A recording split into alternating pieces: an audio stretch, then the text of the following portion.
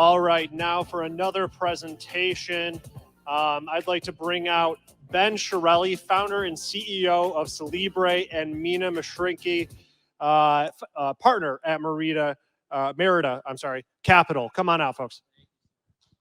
Give it up, guys.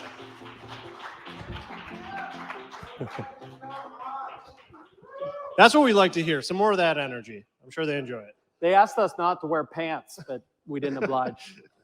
Thanks for the support, whoever that was. It's in the contract. It was congratulations to you for getting through all that. Merida and Chiarelli and Mina Mishrikey, that's a lot. So appreciate it. Anyways, yes, I'm Mina Mishrikey. I'm a senior partner at Merida. Ben Chiarelli, I used to say Chiarelli, but it's actually Chiarelli. Welcome. Yeah. Ben's the CEO of a manufacturing technology platform called Celibre. Full disclosure, unbiased, we just led their Series A fundraise. Proud to do it, world-class team.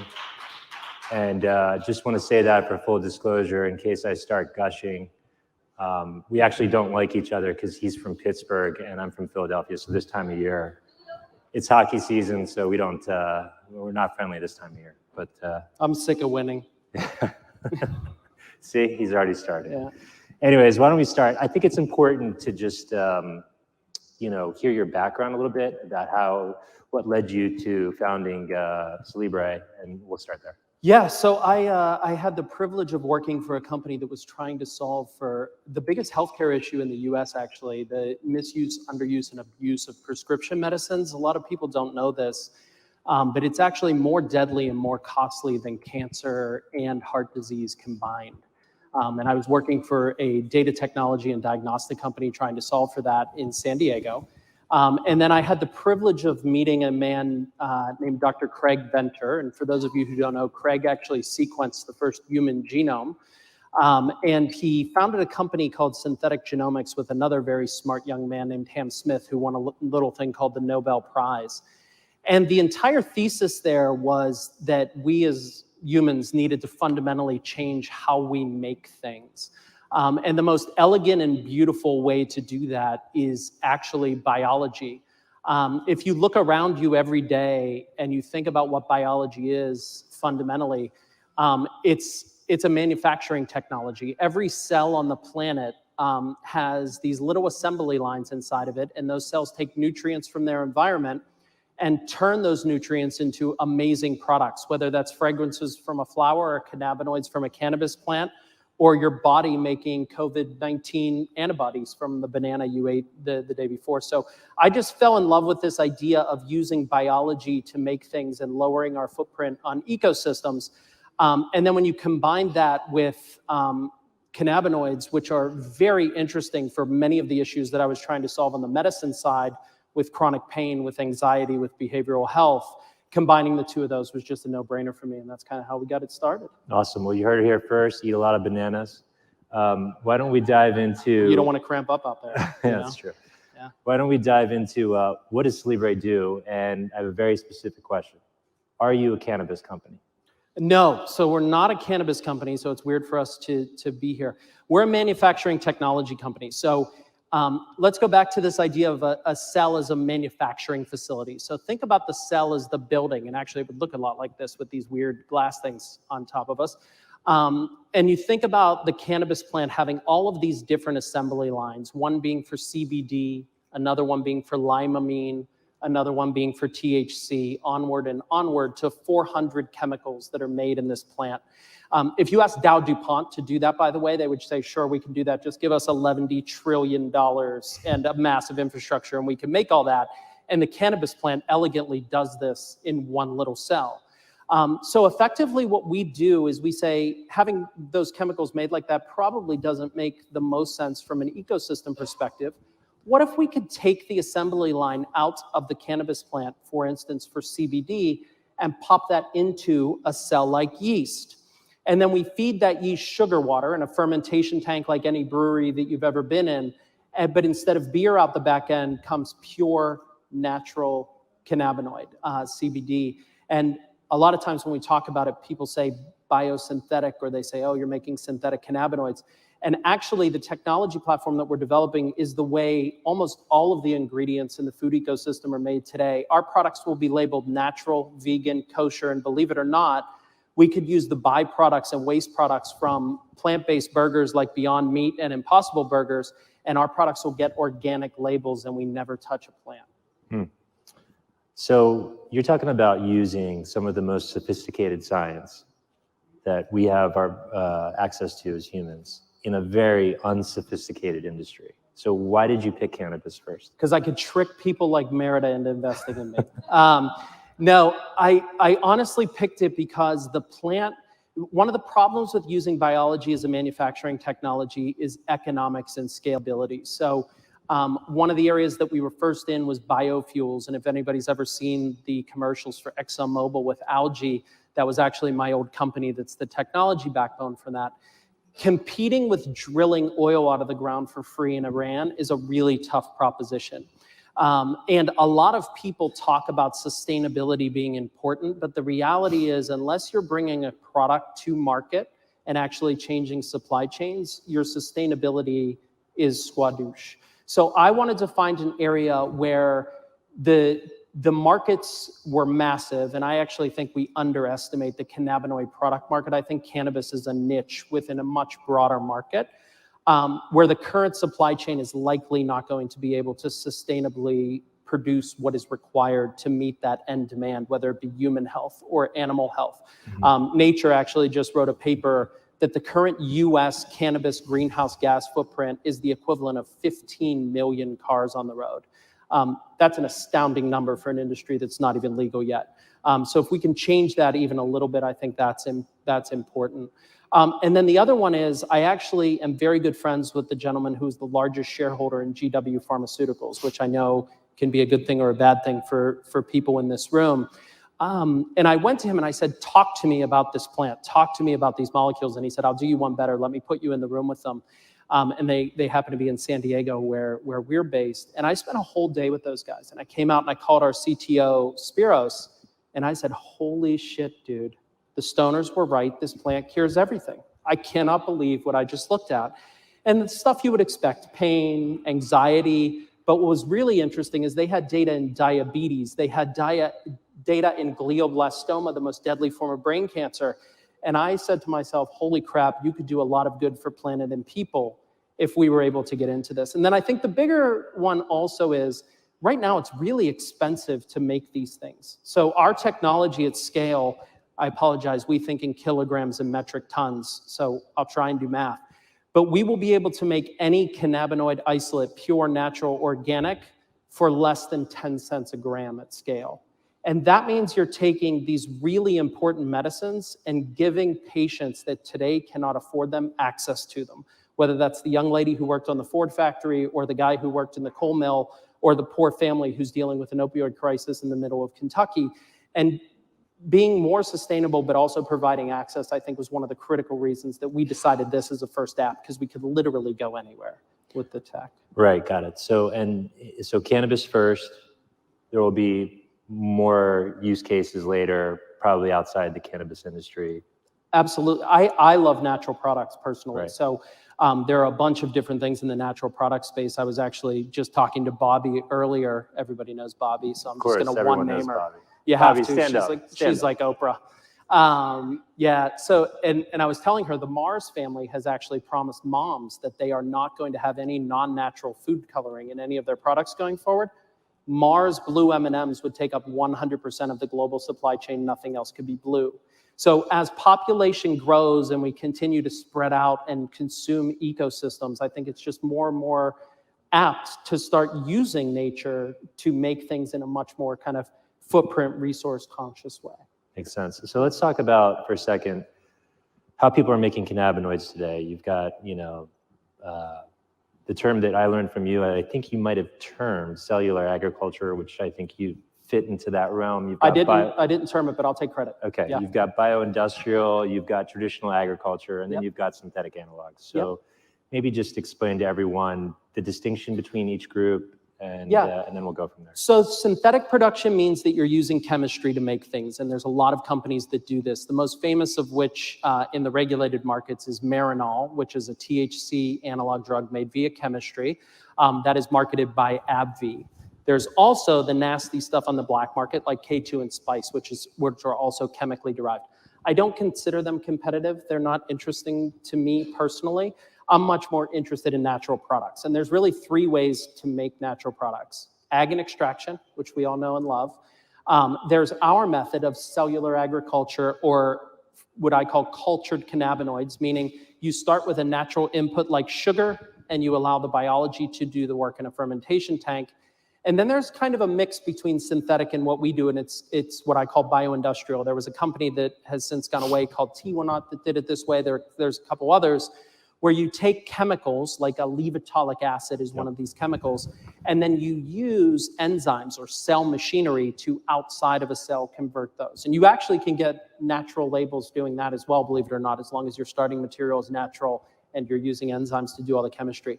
The problem with that bioindustrial approach is it's very expensive. It's tens, if not hundreds of thousands of dollars to produce things in that manner. Yeah. So from a price perspective, that wasn't going to be a long-term solution. Got it. Okay, so cellular agriculture or cultured cannabinoids, your world. How is Celibre distinguished amongst, Merida, for example? We've met many of your competitors. I think we can agree that there will be many winners at some point in the future. And our hope is that you're one of them. Yeah. But where do you fit in, and how do you distinguish yourself? Yeah, it's funny. I got approached by somebody, and they're like, how do you win and how do you get 100% market share?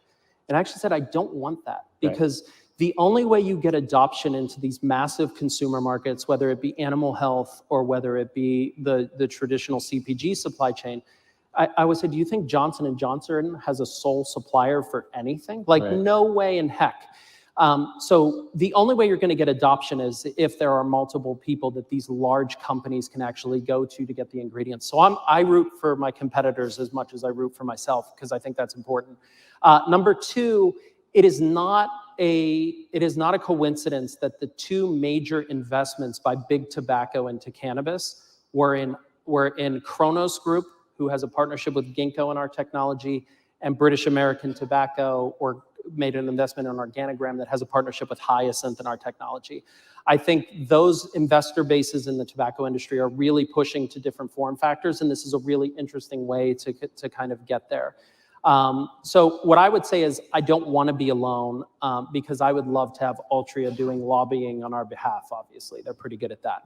I would say, secondly, kind of where we differentiate ourselves is we are not an organism company. And what I mean by that is, in our world, most people use a starting factory called baker's yeast, or they use a starting factory called E. coli, and they try and move the assembly lines into those cells.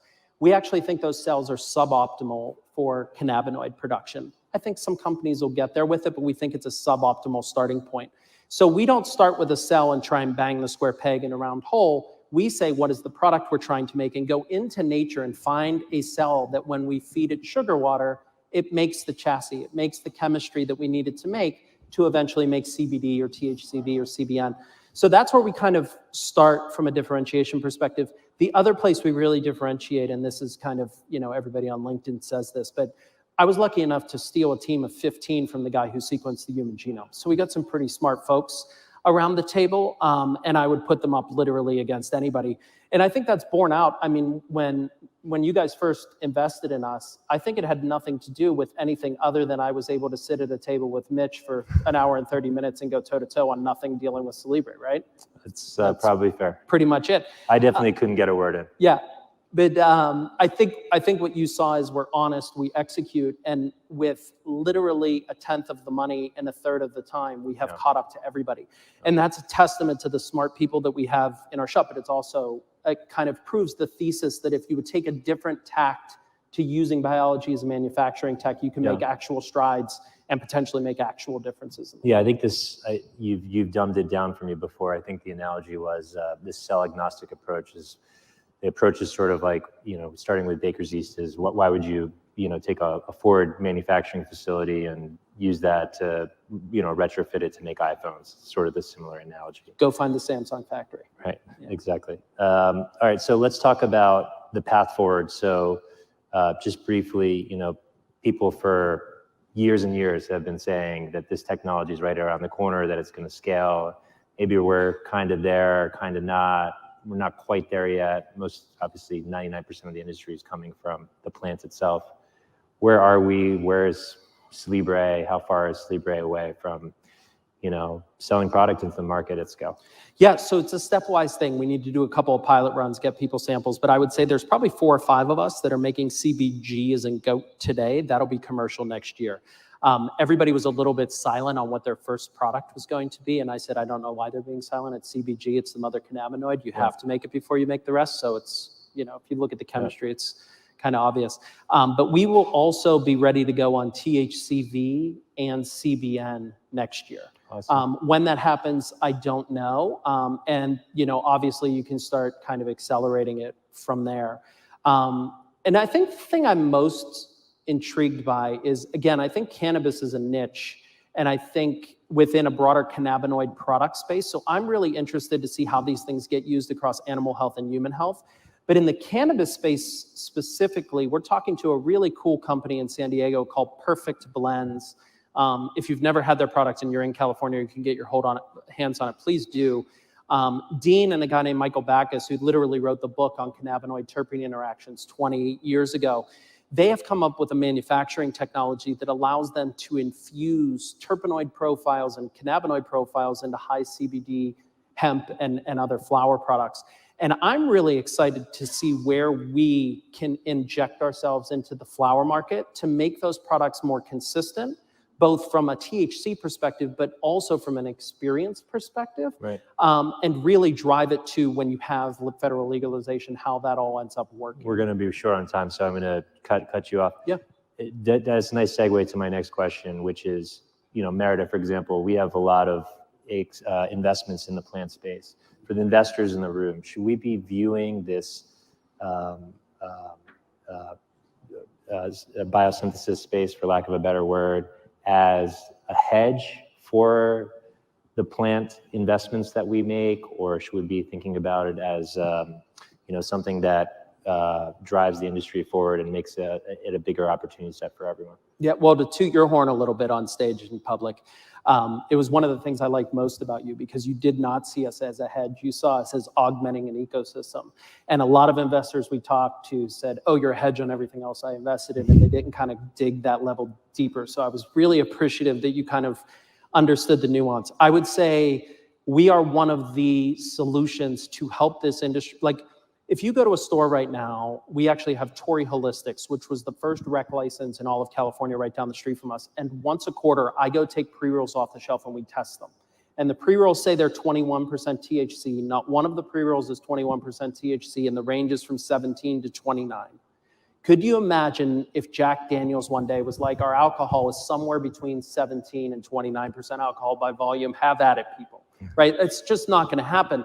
So the question is, how do we get ourselves to a point in a regulated environment where we can make that work? And I think we're going to play a big role in that, and I'm excited about that, because it's a form factor that people really enjoy. It provides a different experience than beverages and edibles. It's an important experience, I think, for a lot of therapeutic conditions, and if we can help with consistency and experience, I'm super excited. Yeah, it's probably a better mousetrap for those end products. Okay, well, I have more questions, but we're running short on time, so I'm going to end with a surprise. Here we go. I'd like to play a word association game with you. I'm going to say a phrase or a word. He's doing this because I'm from Pittsburgh and my vocabulary is like 8 words, but go ahead. I'm going to say a word or a phrase, and I want you to respond briefly. Okay. Entourage effect. Bullshit. Synthetics versus synthesis. By the way, I mean Entourage Effect, the science, not the investment company, because Cody and Dove. They're good people. Investors. They're good people. Investors. How about synthetics versus synthesis? Synthesis isn't necessarily synthetic. Right. I'll take your pick. Biofuels or cultured meat? Puke. Can I say puke? Can that be my answer? I'm going to go with biofuels, but it'll be irrelevant by the time they make it work.